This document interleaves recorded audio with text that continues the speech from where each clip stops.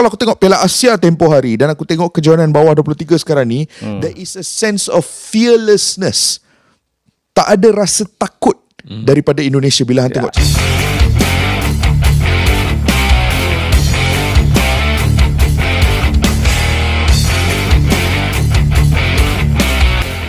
Kali ini guys, saya ada dapat satu video ini yang menurut saya cukup menarik ini ya, sangat menarik. Dan video ini saya ambil dari Astro Arena Malaysia, guys ya. Di sini mereka ini membahas tentang bagaimana timnas Indonesia ya, bagaimana kita bisa mengalahkan tim-tim kuat ya di Asia ya. Salah satunya kita mengalahkan Australia. Dan menariknya lagi ya, ada salah satu orang Malaysia ini mengatakan bahwa bangsa Indonesia itu bukan bangsa penakut. Jadi seperti apa guys ya isi videonya, nanti sambil kita menonton sambil kita berkomentar ya. Dan langsung saja kita tonton videonya. Adalah masa untuk Indonesia. Ada beberapa ada campuran beberapa jenis pemain. Pemain daripada Liga 1, iaitu pemain-pemain seperti Enando Ari, pemain-pemain seperti Rizky Ridho, pemain-pemain seperti Witan Sulaiman juga yang daripada Liga 1. Pemain-pemain Ramadan Sananta. Pemain-pemain yang berpangkalan di Eropah. Kita ada Nathan Chuao. Kalau aku tak sebut salah nama dia. Rafa Struik. Ada Rafa Struik, ada Eva Jenner, ada Marcelino Ferdinand. What a player. What a player. Marcelino Ferdinand.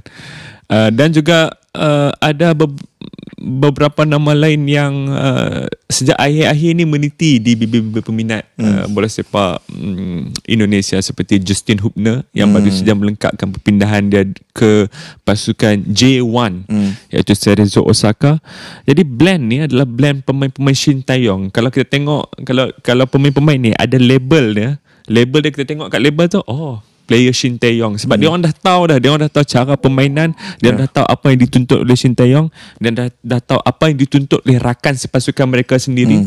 Kalau kita tengok prestasi pemain, aku nak single out pemain seperti Rizky Ridho yang a permanent fixture dalam plan Shin Tae-yong, sama ada untuk pasukan bawah 23 ataupun pasukan senior kan. Level dia dah lain Kish. Level dia dah memang level seorang centre back kebangsaan yang boleh bersaing di peringkat antarabangsa. Juga kita ada surprise packages daripada pasukan Indonesia ini. Pemain-pemain seperti Hoki Caraka, pemain seperti Komang yang sudah memberikan gol. Aku ada berdiskusi dengan seorang peminat daripada Indonesia. Aku tanya dia, siapa pemain Komang ni? Aku first time tengok, dan dia sentiasa berada di tempat yang betul di ketika yang betul untuk melakukan percubaan. Walaupun dia seorang pemain pertahanan kan. Aku rasa bila kita sekalikan ataupun gabungkan, campur adukkan elemen-elemen yang aku sebut ni, dapatlah kita satu pasukan Indonesia yang sangat garang dan berwibawa di pentas Asia, Kish. Bila aku tengok pasukan Indonesia dan corak permainan mereka, kau tahu mereka mengingatkan aku kepada siapa? Pasukan Atalanta Gasperini 3 tahun lepas. Yang ada Papu Gomez, Josip Ilicic. Setup pun lebih kurang sama kan, 3 di bawah. Betul, setup tu lebih kurang sama, tapi it's sudah the way they play, disandingkan dengan tim Eropah, mereka beroperasi dengan bola dan juga tanpa ada bola, dan keberanian yang ada pada pasukan ini. Dia macam ni ya, dekat Asia Tenggara ni, bagi aku ada satu wabak yang akan sentiasa membelenggu bola sepak. Wabak inferiority complex akan sentiasa membelenggu mana-mana pasukan di Asia Tenggara, kerana sebagai sebuah negara, sebagai sebuah kawasan, kita sentiasa dilihat sebagai kawasan yang kecil, third world nations. Kalau tolak tepi Singapura, yang lain semua dilihat sebagai the less important ones, third world nation, tak begitu besar, tak begitu penting. Walaupun kita ada populasi yang cukup besar yang Asia Tenggara, khususnya dengan Indonesia kan. Tetapi inferiority complex, di mana kita sentiasa rasa kita lebih kecil, kita lebih kita tidak cukup bagus, kita tidak sebesar negara-negara lain. Abang ini ya. Itu akan sentiasa bermain di fikiran, merasa rendah diri ya, merasa rendah diri karena so many different mungkin fisik kita juga berpengaruh, budaya, kan? Bahasa, sukan, bola sepak, right? Dan itu akan memberi impact kepada cara kita bermain, terutamanya di pentas tertinggi. Tapi kalau aku tengok Piala Asia tempoh hari dan aku tengok kejohanan bawah 23 sekarang ni, there is a sense of fearlessness. tak ada rasa takut daripada Indonesia bila hang tengok cara dia bermain. Mainlah sekali. lawan Australia ke, mainlah lawan Jordan ke, di Piala Asia itu mainlah lawan Jepun ke, Iraq ke, dia still main tanpa sebarang rasa takut ataupun gusar. Dan bagi aku, the ability to overcome inferiority complex itu adalah mungkin kontribusi terbesar Shin Tae-yong. Bentar guys ya, saya potong sebentar. Kalau kita Indonesia itu nggak ada takutnya sama sekali. Karena memang seperti itu kenyataannya, bahwa kita ini bangsa bukan bangsa penakut, ya kan? Sejarah mengatakan seperti itu. Kita ini bangsa pejuang. Coba kita lihat sendiri, di mana-mana di dunia ini pasti ada orang Indonesia, pasti. Sampai ujung Afrika sana ada orang Indonesia.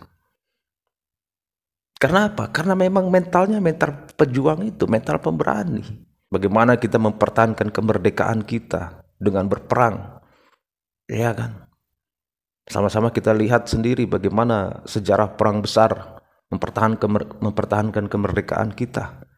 Banyak kan setiap wilayah kita di negara kita di Indonesia ini berjuang melawan, mengusir mereka Belanda yang ingin merebut kembali, yang ingin menjajah kembali Indonesia. Baru aku nak sebut tadi tu, tidak sah untuk kita berbicara tentang pasukan Indonesia versi kali ini kalau kita tidak berbicara tentang Shin Tae-yong.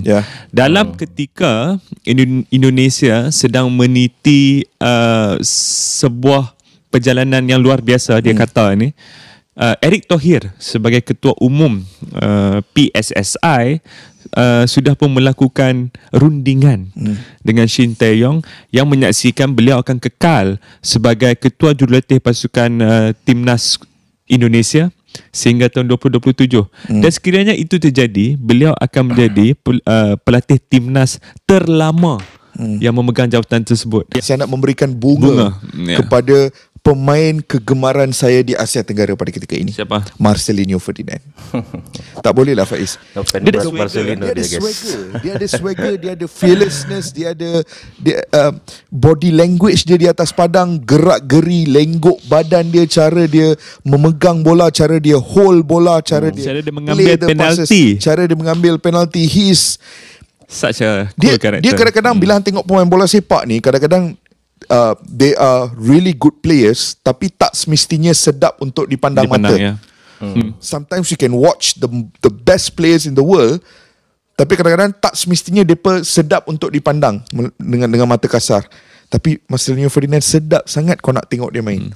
It's very appealing to the naked eye. Easy on the eye. Easy on the eye kalau Marcelino dia, dalam bahasa Inggeris kan. And it's setiap kali aku tengok dia, aku akan dapat satu atau dua atau tiga extra bits about him yang hang akan mula suka. Dan dia adalah pemain yang tengah betul-betul set the tone for this generation of Indonesian footballers, yang tengah betul-betul set the tone. And aku rasa Marcelinho Ferdinand plays an important role dalam pasukan. Bukan dari segi permainan sahaja, tapi dari segi, hang bayang sekarang ni hang ada squad yang mana ada pemain-pemain naturalisasi dan warisan, dan kemudiannya ada pemain-pemain yang berpangkalan di Liga Domestik. Bagaimana itu guys, Kadang-kadang untuk hang melangsungkan perkahwinan antara dua komuniti ini bukan sesuatu yang mudah. Tapi kalau hang ada pemain tempatan, pemain yang lahir membesar dengan budaya Indonesia melalui sistem bola sepak di Indonesia, yang kemudiannya sedang beraksi di Eropah, dia akan menjadi jambatan di antara dua komuniti tersebut. Timnas kita terlihat memang sangat-sangat luar biasa guys saat melakukan di pertandingan, ya kan. Lawan Qatar walaupun kita kalah, tetapi lihat bagaimana perjuangan timnas kita, para pemain kita, ya kan. Walaupun sudah sebegitunya permainan itu ya, tapi tetap kan perjuangan itu terus ditunjukkan, ditampilkan oleh mereka, ya kan. Bayangkan 9 lawan 11, mereka nggak menyerah, terus bermain. Lawan Australia juga seperti itu, lawan Jordania juga begitu, dan tadi malam kita lawan Korea juga seperti itu. Mentalitas pejuang itu yang memang mendarah daging ya di timnas nasional terbukti dan menghasilkan sebuah hasil yang sangat positif. Dan sama-sama kita lihat sendiri bagaimana Indonesia mengukir sejarah, masuk ke semifinal guys, masuk ke semifinal. suatu hal yang sangat membanggakan buat kita, ya, orang-orang Indonesia. Patut bangga guys jadi orang Indonesia guys. Sekali lagi patut bangga menjadi orang Indonesia, ya. Dan sampai di sini dulu guys ya videonya. Menurut teman-teman seperti apa nih? Kasih komentar ya. Dan terima kasih sudah menonton. Sampai ketemu lagi di video-video selanjutnya. Tetap semangat. Salam sukses buat kita semua.